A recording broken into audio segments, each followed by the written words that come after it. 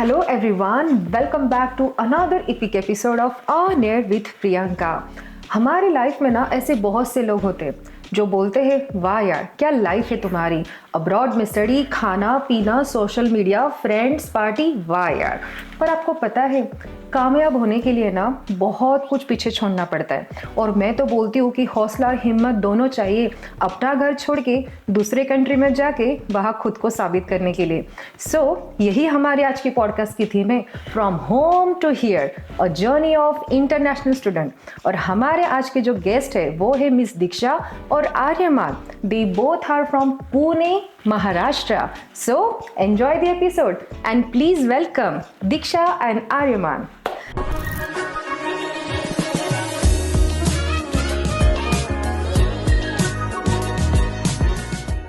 Hello guys. Hello.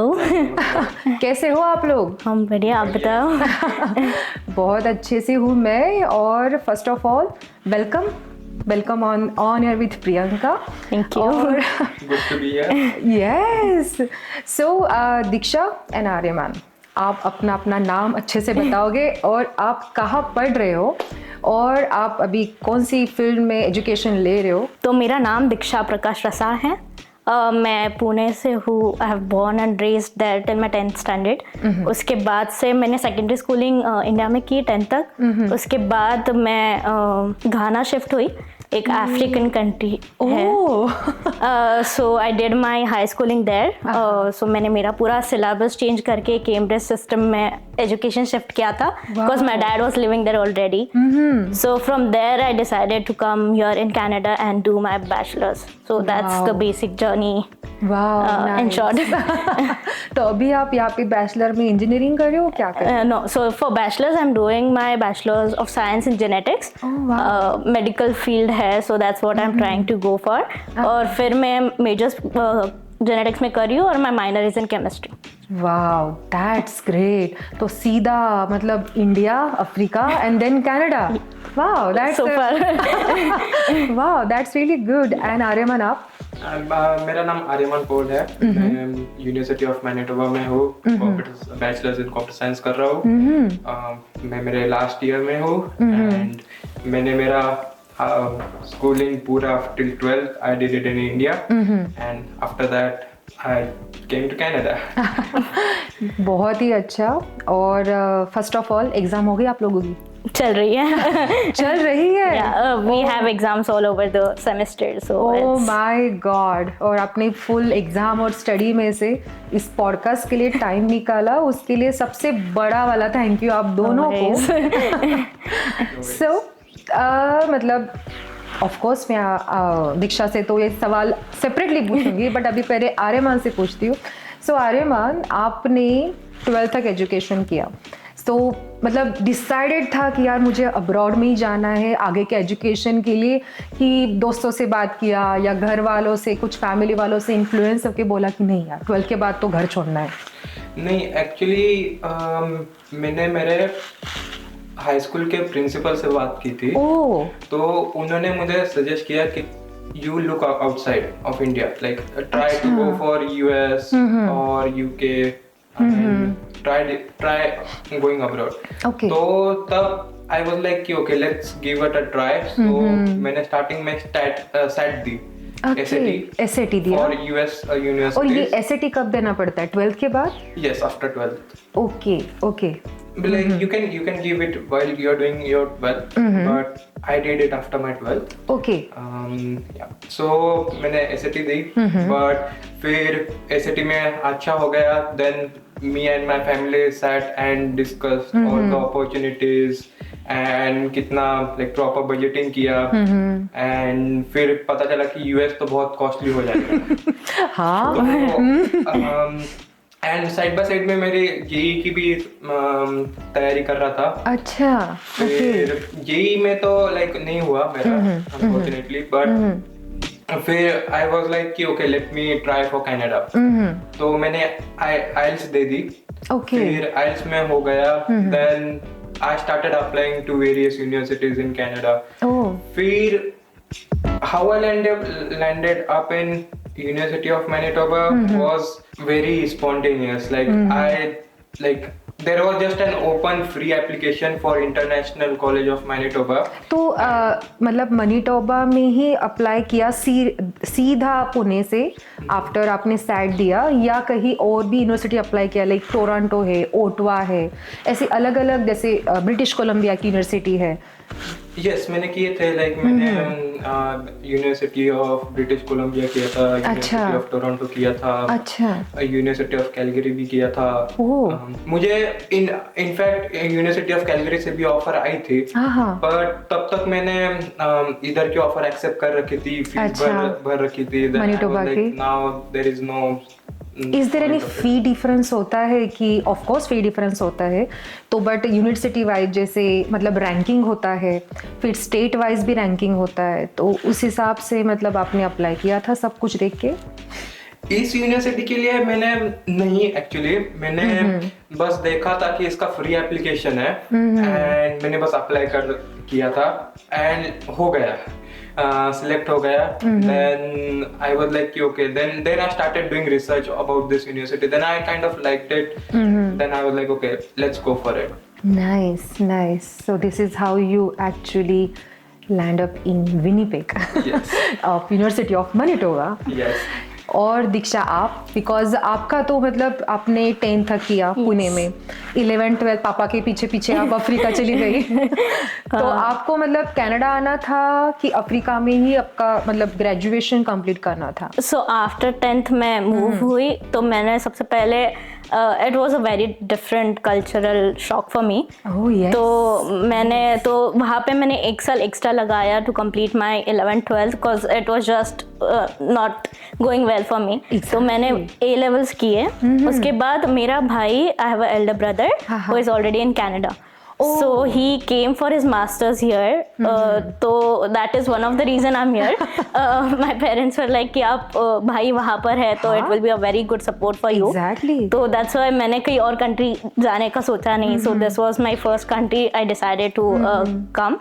और फिर यहाँ आने के बाद इसने जैसे अप्लाई किया था बहुत सारी यूनिवर्सिटीज में, तो मैंने भी बहुत सारी यूनिवर्सिटीज में अप्लाई किया था। सैट आपने भी दिया? नहीं, मैंने सैट नहीं दी थी बिकॉज मेरा A levels था, तो it's completely different from what you go, like the admission procedure what is in India and Africa. Okay, so मैंने बस A levels की थी, that's like Cambridge education system. So university के पहले it's like it's preparing you for the university की studies के लिए, so you just have to give that and apply and they will select you on the basis of that. Oh, okay. So yeah, so it's basically it's Cambridge GC level का education होता है। अच्छा। So it's like 3 years thing. So I did that. मैं उसमें maths, chemistry, biology और physics 4 subject कर रही थी। तो on the basis of that फिर मैंने बहुत सारी यूनिवर्सिटीज़ में अप्लाई किया, बट यहाँ पे ICM है, इंटरनेशनल कॉलेज ऑफ मैनिटोबा। तो basically they usually have just 1 year of students, international students के लिए वो 1 year सेपरेट होता है, different from university. So after doing that 1 year you directly go to the 2nd year of university.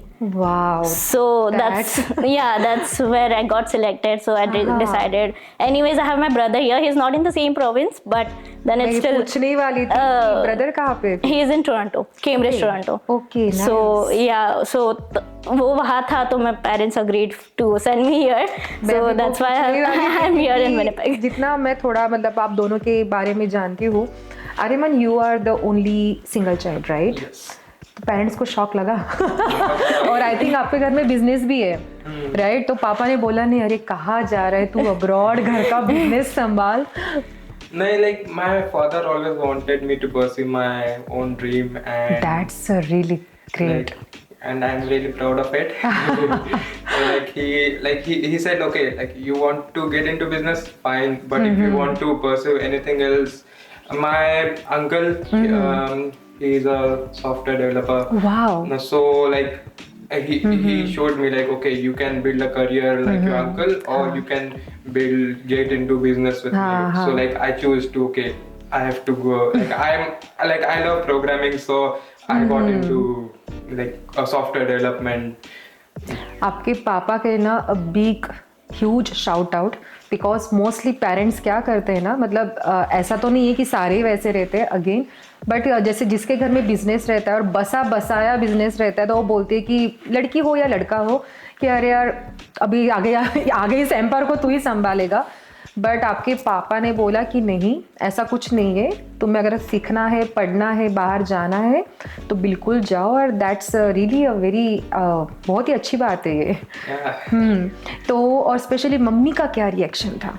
Mummy तो like हर रोज जब बात होती है तब शी इज लाइक कब आ रहा है तू वापस, लाइक बहुत मिस कर रहा है, but like she also knows that I am doing it for my good, and like yeah, like as long as I'm getting my dream job, like everybody is happy. नहीं, बहुत ही अच्छी बात है। और क्योंकि ना इतना इजी नहीं रहता है किसी के लिए भी कि अपना पूरा फ्रेंड सर्कल, अपनी फैमिली और सब को छोड़ के 23 kg का बैग पकड़ के एयरपोर्ट पे जाना, और वहाँ से एकदम अननोन सिटी में जिसे हम किसी को जानते नहीं, वहाँ पे तो मतलब -30 -40 रहता है तो मतलब पता है घर वालों को इतनी ठंडी रहती है? हाँ, पता आइडिया तो है, बट एक्सपीरियंस नहीं किया उन्होंने, तो जब तक वो यहाँ आएंगे नहीं उनको पता नहीं चलेगा। बट एटलीस्ट आपके भाई को पता होगा। यस, बट स्टिल टोरंटो में उतनी नहीं होती जितनी विनिपेग में होती है। एग्जैक्टली, बहुत ही गंदा ठंड है। अभी क्या करे भाई, फंसे तो चलो निकालो जिंदगी। तो मतलब बहुत ही इम्पोर्टेंट क्वेश्चन आता है अब्रॉड में स्टडी, क्योंकि ना पैसे का मैनेजमेंट बहुत हाई लेवल का फ़ी होता है, क्योंकि इंडिया में, क्योंकि मैंने तो 15-20 साल पहले मेरा इंजीनियरिंग कंप्लीट किया, तो मुझे पता है कि ज़मीन आसमान का फ़र्क है फ़ी में। और जैसे जैसे हम अलग अलग प्रोविंस में जाते हैं या कोर्सेज भी सिलेक्ट करते हैं, तो फिर आप लोगों का कैसा था? मतलब आप लोगों के पेरेंट्स ने एजुकेशन लोन निकाला या कैसे, मतलब कैसे मैनेज हो रहा है सब कुछ? क्योंकि फ़ी बहुत है, और अगर आप like if you are okay तो आप यहाँ पे बता सकते हैं इस पॉडकास्ट में कि कैसे फ़ी होती है यहाँ पे कोर्सेज के हिसाब से। सो मेरे लिए मेरा भाई पूरा स्पॉन्सर कर रहा है मेरा education. Okay. So I did not received any loan और एनीथिंग। तो मैंने, मेरा भाई कम्प्लीटली कर रहा है स्पॉन्सर, सो मुझे उतनी डिफिकल्टी नहीं आई in terms of money, because he is always been my greatest supporter here. Courses का देखा जाए तो it depends on how many courses you take per semester. अच्छा। So international students के लिए usually full time status maintain करना होता है 2 सेमेस्टर्स के लिए पूरे ईयर में, to get the study permit, valid study permit and keep studying. तो usually 3 courses is the minimum that you have to take every semester of fall or winter to keep going with the courses. तो उस हिसाब से अगर देखा जाए तो fees बहुत ज़्यादा होती है। तो रफली अगर आपको बोला जाए तो 20,000 पर ईयर। आप कैनेडियन डॉलर्स में बात कर रही हूँ मैं। सो that is the estimate and depends आप कितने साल में डिग्री कंप्लीट कर रहे हो। तो you can finish your degree as early as possible. If possible आप ज़्यादा कोर्सेज लेके भी खत्म कर सकते हो। कोर्सेज चाहिए अगर मुझे अपना ग्रेजुएशन कंप्लीट करना है 12th के बाद, तो ईयर्स मैटर करते हैं या कोर्सेज मैटर करते हैं? क्रेडिट आवर्स मैटर करते हैं। ओके। सो 4 साल का रफ एस्टिमेट होता है, तो 4 साल में आपको 120 क्रेडिट आवर्स कंप्लीट करने होते हैं। अच्छा। For bachelors. ओके। एंड फिर 1 course is equal to 3 credit hours. It depends, मतलब कोर्सेज वाइज होता है, but usually 1 course is equal to 3 credit hours. तो आपको 4 साल में 120 क्रेडिट आवर्स कंप्लीट करने होते हैं। ओके। और इसमें कुछ प्रोजेक्ट, असाइनमेंट्स, हाँ, कोर्सेज होता है। हाँ, everything included. Full time busy. हाँ। तो मतलब मैं आर्यमा से पूछना चाहूँगी, बिकॉज इन्होंने 11th-12th वहाँ से किया है, पुणे से, राइट? तो क्योंकि अभी आपने वहाँ तक 12th तक एजुकेशन किया, फिर आप यहाँ पे आ गए, आप यहाँ पे अपना ग्रेजुएशन कर रहे हो, आप ऑलमोस्ट फाइनल ईयर पे हो, राइट? तो आपको कुछ एजुकेशन सिस्टम में डिफरेंस दिखा कि अरे इंडिया में ना ऐसा ऐसा है, कनाडा में ना मैं 4 साल से पढ़ाई कर रहा हूँ, यहाँ पे ऐसा ऐसा एजुकेशन सिस्टम है, कुछ डिफरेंस दिखता है? मुझे लगता है कि कनाडा में जो सिखाता है it's way too practical, like industry, like मैं कंप्यूटर साइंस कर रहा हूँ तो फिर इंडस्ट्री के बहुत क्लोज रहता है। लाइक आपको जो इंडस्ट्री में लाइक रूल्स रेगुलेशंस जैसे 4 स्टेप्स फॉलो होता है, वही वैसे ही यूनिवर्सिटी हमारे कोर्सेस में भी होता है। सो लाइक जब मैं मेरे दोस्तों से बात करता हूँ जो इंडिया में है, तो वो उनका थोड़ा सा अप्रोच थेरोटिकल पार्ट पे रहता है। हाँ, इंडिया में बहुत पढ़ाई, नोट्स। हाँ, ये मैंने भी बात सुनी, पता है अरिमन, कि हमारे यहाँ पे ना मतलब थेरी का बहुत, बुक्स पढ़ो, ये सब कुछ करो, फॉर्मूले याद रखो, क्योंकि मेरे बच्चे भी हैं तो मैं उनको भी देखती हूँ ना। पर तो यहाँ पे ऐसा है ना कि मोस्टली प्रैक्टिकल पे ज़्यादा ये लोग थोड़ा सा ये करते हैं कि नहीं आप पहले ये सीखो। जैसे like it's like a movie, कि आप मूवी देखते तो आपको फटाक से दिमाग में चली जाती है 2 घंटे की मूवी, वही आप 2 घंटे बुक पढ़ के बैठोगे तो आपको नींद आ जाएगी 1 घंटे में। तो इट्स लाइक दैट, राइट? आपका कुछ कहना है इस पे दीक्षा? एजुकेशन सिस्टम का डिफरेंस पूछ रहे हो आप? डेफिनेटली है, बिकॉज इंडिया में कैसे हो जाता है कि इट्स टिल 10th मैंने स्टेट बोर्ड किया था, so it was all about mugging up. कितना आप याद कर सकते हो, कितना आप लिख सकते हो, डिट्टो एक्सप्रेस करने के लिए कम जगह थी। लाइक मुझे अगर आंसर एक वे में पर्टिकुलर पता है और मुझे उसको अलग वे में प्रेजेंट भी कर सकती हूँ, but teachers use to not accept that because उनको वर्डिंग टू वर्डिंग सेम चाहिए थी। सो यहाँ पे आने के बाद it's all about how you can express yourself. आपको अगर उसका मेन पॉइंट समझ आया तो आप अपने लैंग्वेज में उसको एलैबोरेट कर सकते हो, and that's how you can answer the question. So this is the main difference I thought. In terms of classroom India में अच्छा था बिकॉज 1-to-1 इंटरेक्शन बहुत होता है वहाँ टीचर्स के साथ। यहाँ पे एज ए इंटरनेशनल स्टूडेंट एक वो सेल्फ कॉन्फिडेंस कम होने की वजह से आप टीचर्स को ज्यादा अप्रोच नहीं करते हो।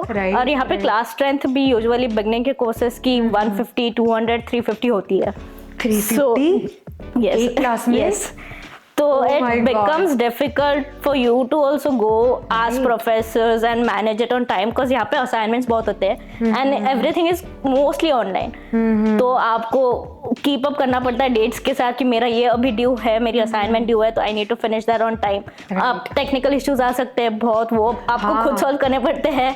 So it's you have support of course, that's not the problem, but फिर एक होता है कि आपको ही करना पड़ता है, you cannot cry about it to professors. So ये बड़ा डिफरेंस मुझे बहुत ज्यादा लगा। मुझे ऐसा लगता है कि इंडिया में इट्स क्वाइट इजी कि टीचर को रीच आउट करना कि सर मैम ऐसे ऐसे मुझे फेस प्रॉब्लम्स आ रहे, आप मुझे हेल्प करोगे। फिर कोचिंग क्लासेस भी रहते हैं, काफ़ी कोचिंग क्लासेस रहते हैं, बट जैसे आपने अभी बताया तो इट्स नॉट ईजी।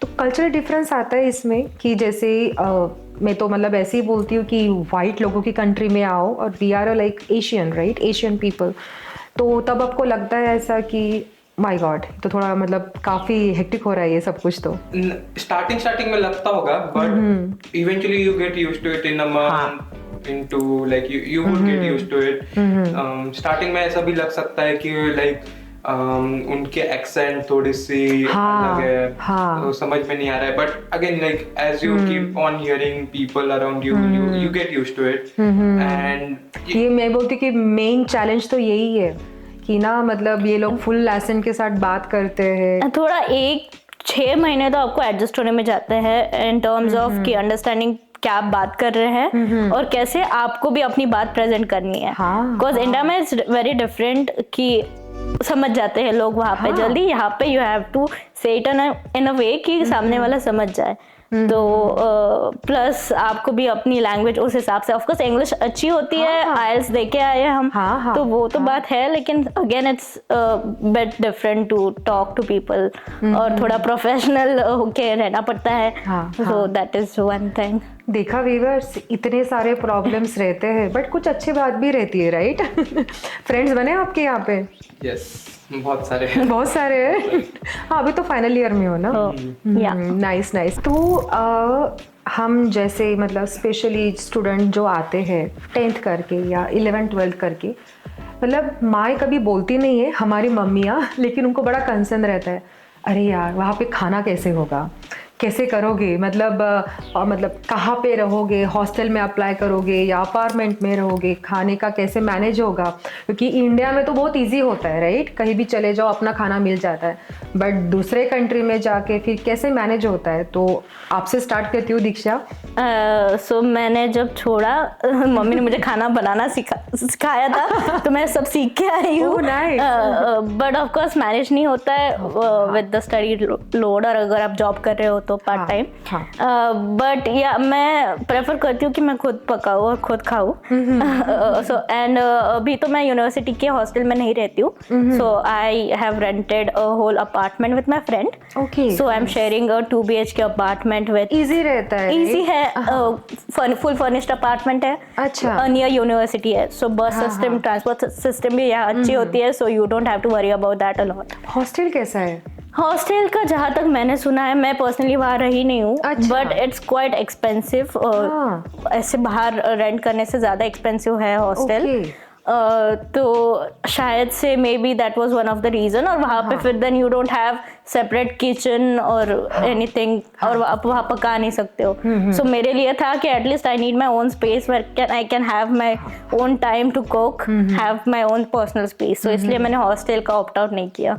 तो अगर अप्लाई करना है, कोई अगर इंडिया से आ रहा है और उसको नहीं पता है कि यार घर कहाँ ले या अपार्टमेंट कहाँ किसके साथ शेयर करे, क्योंकि अगर मैं नहीं हूँ सिटी में तो मैं तो किसी को जानती नहीं है ना, तो इनिशियल डेज पे अगर मुझे हॉस्टल में रहना है तो कैसे अप्लाई होता है? मतलब सीधा इंडिया से अप्लाई करते हो जब आप एडमिशन यहाँ पे कंफर्म हो जाता है, कि यहाँ पे आके आपको अप्लाई करना पड़ता है? शायद से जब एडमिशन लेते हो तब उनके पास हाउसिंग का ऑप्शन होता है when you apply. So I guess that's how you can apply for hostel in university, जहाँ तक मुझे पता है।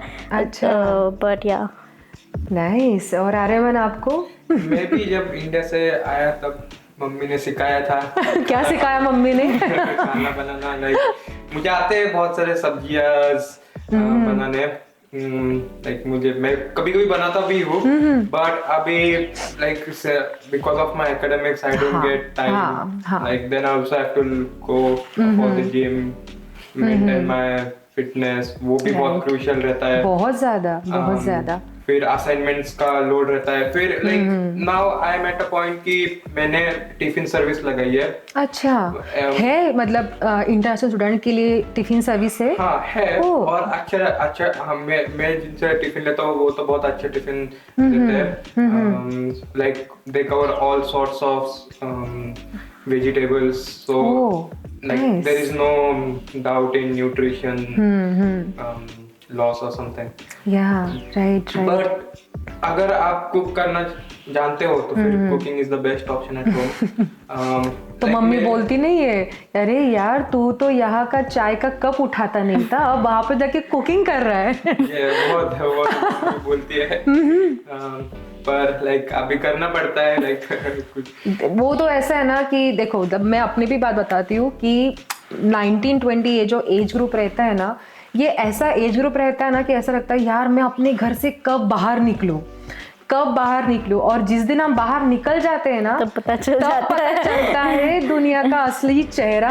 और तब ऐसा लगता है कि यार मैं तो घर में ही अच्छी थी, क्यों मैं घर से बाहर निकली। तो मतलब मैं समझ सकती हूँ आप दोनों को देख के कि क्योंकि मैं भी इस फेज से निकल चुकी हूँ, और बड़ा हार्ड होता है यार। और इंडिया में मम्मी होती है, 3 टाइम प्लेट मिलती है हाथ में मिलती है ऐसे गरम सामने टाइम टू टाइम। फिर यहाँ नहीं होता है। फिर यहाँ चलो सुबह बनाए हुआ शाम को खाओ, चल जाता है, चलाना पड़ता है और नखरे भी नहीं करने पड़ते। नहीं, जो बना है, जो बनाने की एनर्जी है दिन में सब खत्म करके बनाओ और खाओ और सो जाओ। यही रूटीन होता है।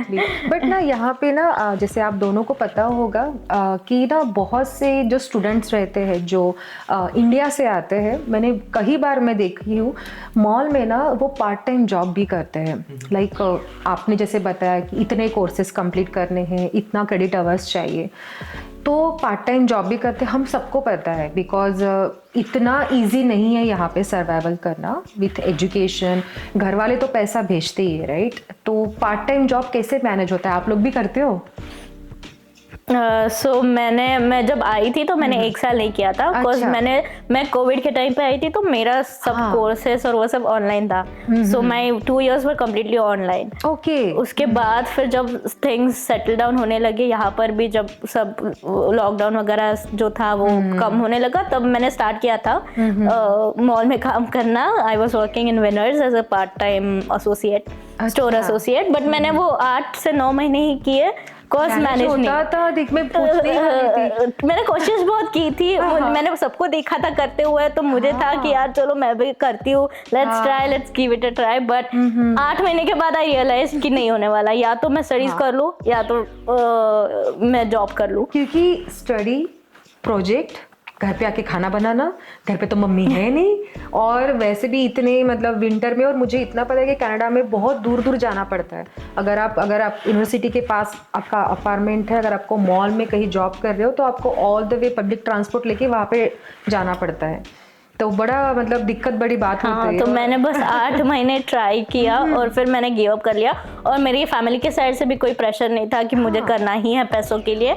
I just did it for experience कि देखते हैं बहुत जन कर रहे हैं तो लेट्स ट्राई, बट नहीं हुआ, तो उसके बाद मैंने वो बंद कर दिया एज अ पार्ट टाइम। तो मैंने ट्राई किया कि मैं जितना हो सके यूनिवर्सिटी में काम करूँ, तो यूनिवर्सिटी में also they have lot of options available.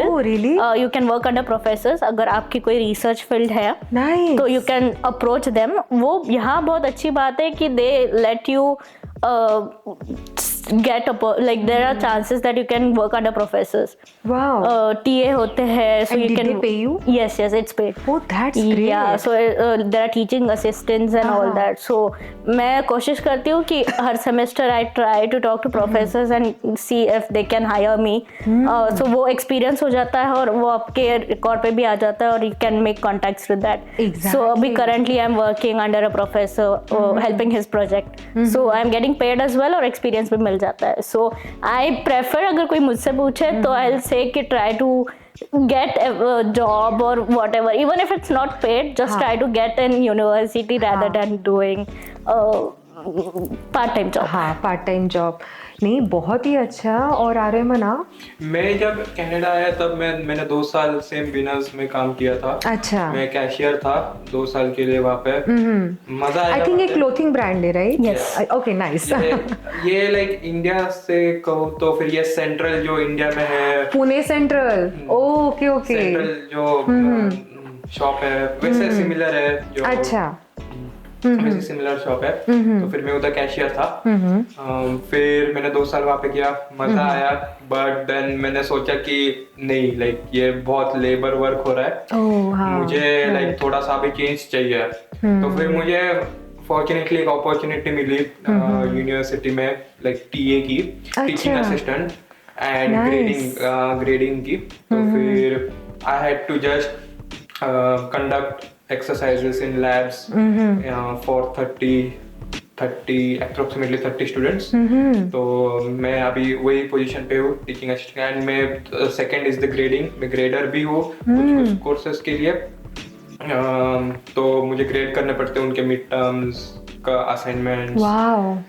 और ये मतलब इसमें कोई भी अप्लाई कर सकता है? हाँ, कोई भी अप्लाई कर सकता है एज लॉन्ग एज लाइक आपने वो खुद से वो कोर्स कंप्लीट किया है, एंड उसमें at least I think so B+ चाहिए। ओके। B या B+, I am not sure, but इसमें से एक ग्रेड चाहिए आपको मिनिमम।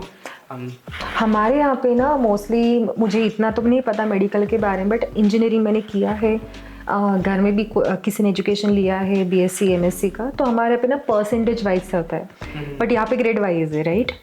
तो यहाँ पे ग्रेड किस हिसाब से दिए जाते हैं? लाइक अगर फॉर एग्जांपल अगर मैं 70 to 80% अगर कमा रही हूँ, ठीक है, ग्रेजुएशन में, तो वो मेरा क्या ग्रेड हो गया फिर?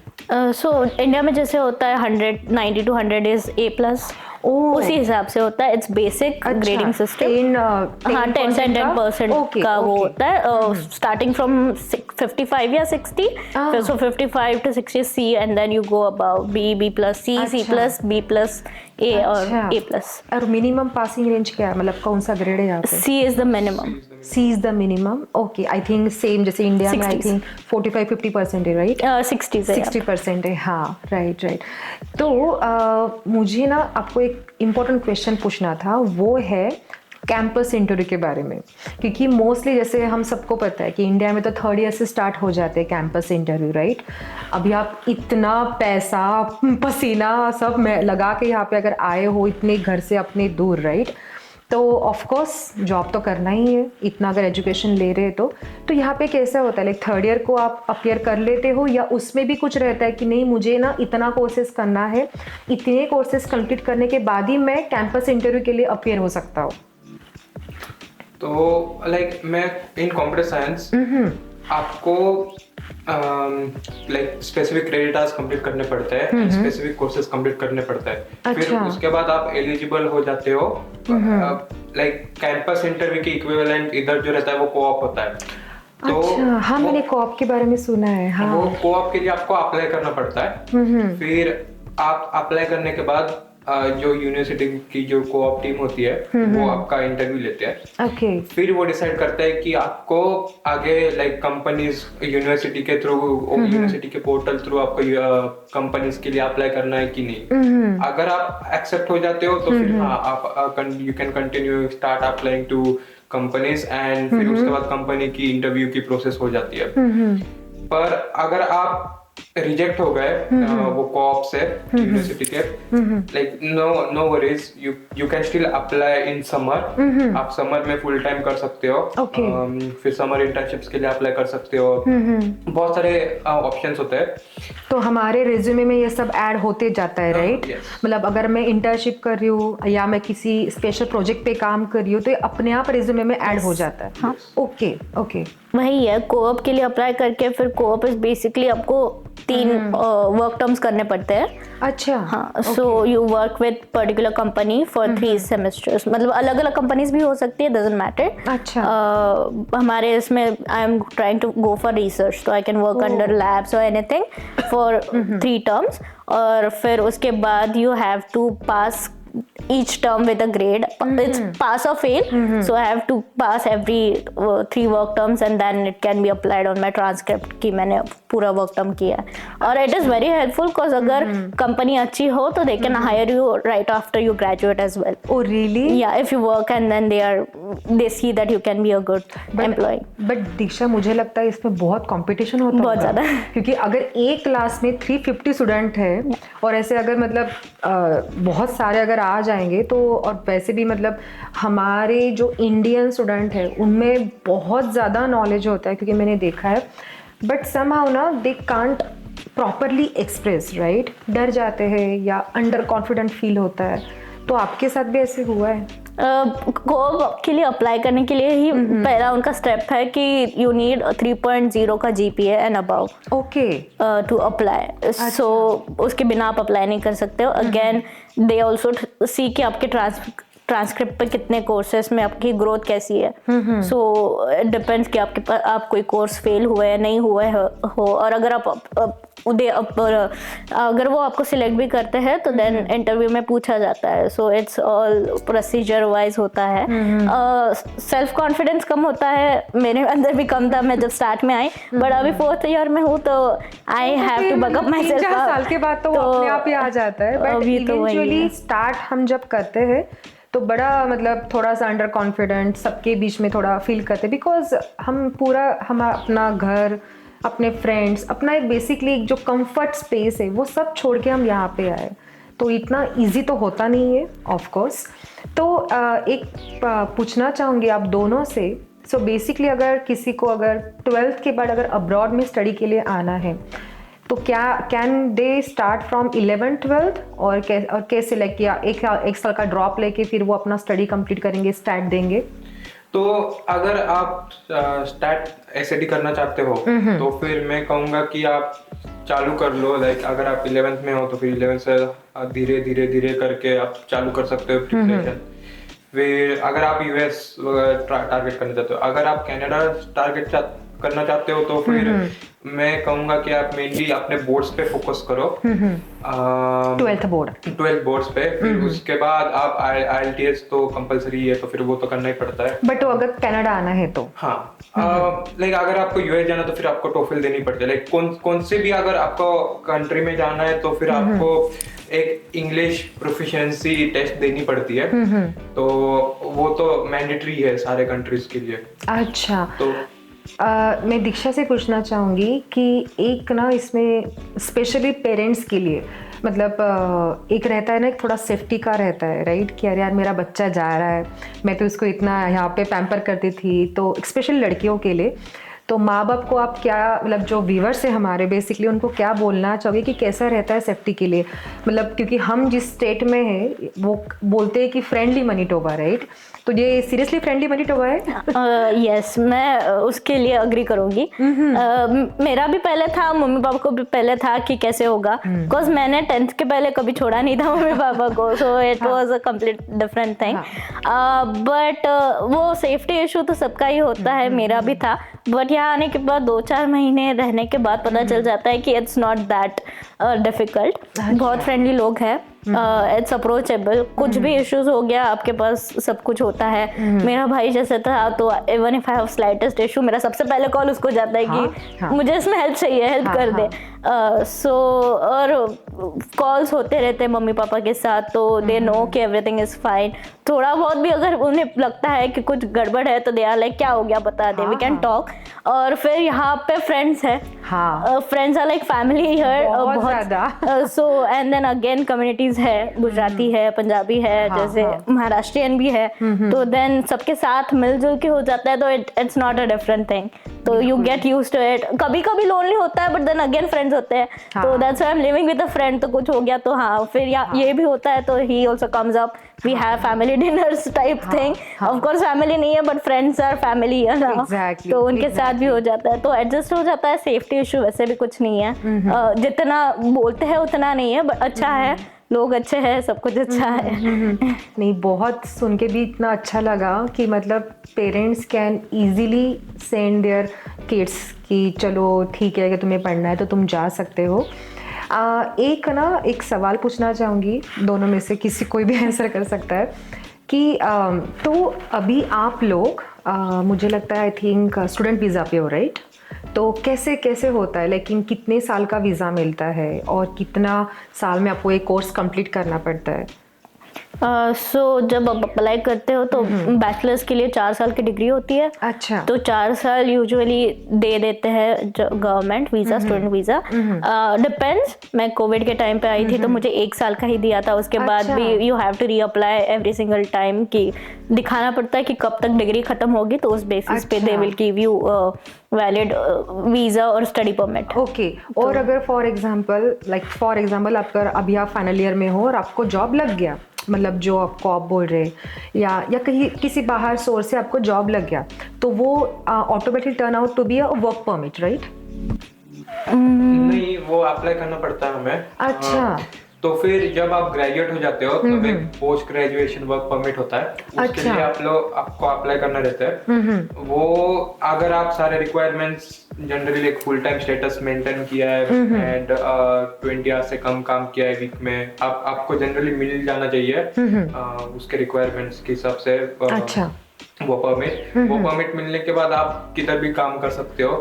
फिर आपको एक बार एक फुल टाइम परमानेंट जॉब मिल गई तो फिर आप वही रख के फिर आप वर्क परमिट के लिए अप्लाई कर सकते हो। फिर वो work permit will and up like in PR, okay. तो फिर वैसा तो पाथ है एटलीस्ट इन सॉफ्टवेयर। अच्छा, तो ये पाथ है।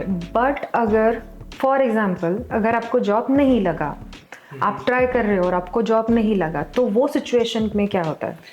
अगर इसमें भी अभी 2 केसेस हो सकते हैं। अगर आपके पास स्टडी परमिट, आपकी डिग्री हो गई है और आप अभी तक आपके पास स्टडी परमिट एक्सपायर नहीं हुआ है, तो फिर आप जॉब्स के लिए अप्लाई करते रहो, जितने मिले उतने, जहाँ तक आपको जॉब मिले आप ओके हो, you would be fine. But अगर आपको नहीं मिला तो फिर PGWP अप्लाई करो, वो 1 साल का मिल जाता है। अच्छा, सो दैट आपके पास उतना 1 साल का टाइम होता है कि आप अपने लिए एक जॉब सर्च करो या इंटरव्यू दो, या कुछ अगर एडिशनल कोर्स भी करना है किसी पर्टिकुलर जॉब के लिए तो आप वो कर सकते हो। ओके। अच्छा, आर्यमान, थोड़ा अगर फाइनेंस के बारे में अगर आप बताओगे यहाँ पे, क्योंकि ना जैसे पैसे का मैनेजमेंट कैसे होता है, घर वाले कैसे पैसे भेज सकते हैं, क्योंकि हमारे यहाँ पे बहुत ऐसे स्टूडेंट हैं, कुछ लोगों ने लोन निकाला है तो सीधा बैंक वो कर लेती है, बट जैसे आप लोग हैं तो आप लोगों ने एजुकेशन लोन नहीं निकाला है, आपको पेरेंट्स डायरेक्टली पैसे भेजते, तो वो कैसे मैनेज होता है फिर? तो फिर मेरे पेरेंट्स तो पापा वायर ट्रांसफर करते हैं। अच्छा। एंड वो वेस्टर्न यूनियन के थ्रू करते हैं, क्योंकि बैंक जनरली चार्ज करती है, पर शायद से वेस्टर्न यूनियन चार्ज नहीं करती अच्छा। Additional extra fees. हाँ। पर सबसे इम्पोर्टेंट थिंग है कि इधर आप कौन सा बैंक अकाउंट ओपन करते हो। मैंने स्कोशिया बैंक में किया है, जिधर आपको कितने भी वायर ट्रांसफर्स हुए तो फिर उसके फीस नहीं लगते। एक $15 फीस होती है, हाँ। वो नहीं लगती। तो फिर अच्छा। दोनों लाइक पापा भी फीस नहीं उधर से पे करते, मैं भी नहीं पे करता हूँ। और कितने दिन में पैसे मिल जाते हैं वायर ट्रांसफर से? क्योंकि like- उसका रहता है ना लाइक 24 to 48 आवर्स तक पैसे मिलते हैं। तो I would say 4 to 5 business days, अच्छा। लाइक उतने में तो आ ही आ ही गए, जाते हैं। लाइक आ जाता है, कोई दिक्कत नहीं। पर अगर आप लाइक आगे बैंक टू बैंक चेक करना, उनका एक स्टूडेंट प्रोग्राम होता है हर एक बैंक का। अगर वो बैंक वायर ट्रांसफर्स के लिए कोई फीस नहीं ले रही है, तो फिर आप वो बैंक प्रीफर करो, अगर आपसे मम्मी पापा से पैसे आ रहे हैं तो, क्योंकि कोई फीस नहीं मिलेगी। नहीं तो हर एक वायर ट्रांसफर को आपको $15 से पे करने पड़ते हैं हर बार। क्योंकि मेरे बहुत सारे दोस्त हैं जिनको ये फीस लग गई है और फिर ये बैंक वेव ऑफ नहीं करते। अच्छा। तो लाइक क्यों लाइक ऐसे वेस्ट करने हैं पैसे। Right exactly. तो बहुत अच्छे से आपने दोनों ने बताया। And you know what, first of all thank you so much दोनों को कि एग्ज़ाम के बीच में टाइम निकाल के आप दोनों यहाँ पे आए। और ये जब वीडियो पॉडकास्ट जब आपके फ्रेंड्स और फैमिली देखेंगे तो आई मेक श्योर कि उनको सबको अच्छा लगे and they will definitely proud of you guys. क्योंकि इंडिया से बाहर आना, खुद को प्रूव करना, एग्ज़ाम देना, मतलब सब कुछ अपने हिसाब से, जैसे जॉब करना रहे पार्ट टाइम, फिर असाइनमेंट, फिर जैसे एजुकेशन के साथ आप एज अ ट्रेनी भी काम कर रहे हो, राइट, इंटर्नशिप भी कर रहे हो, सो इट्स नॉट ईजी। तो thank you so much again.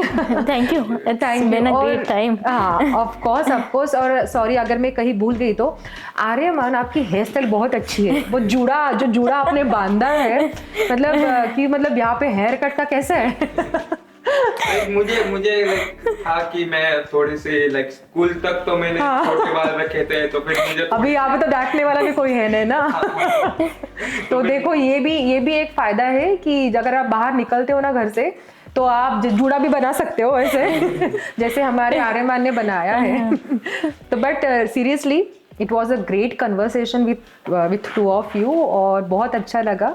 Again thank you so much यहाँ पे आने के लिए, and wish you all the best for your future, both of you. Thank you so much. Thank you. Thank you.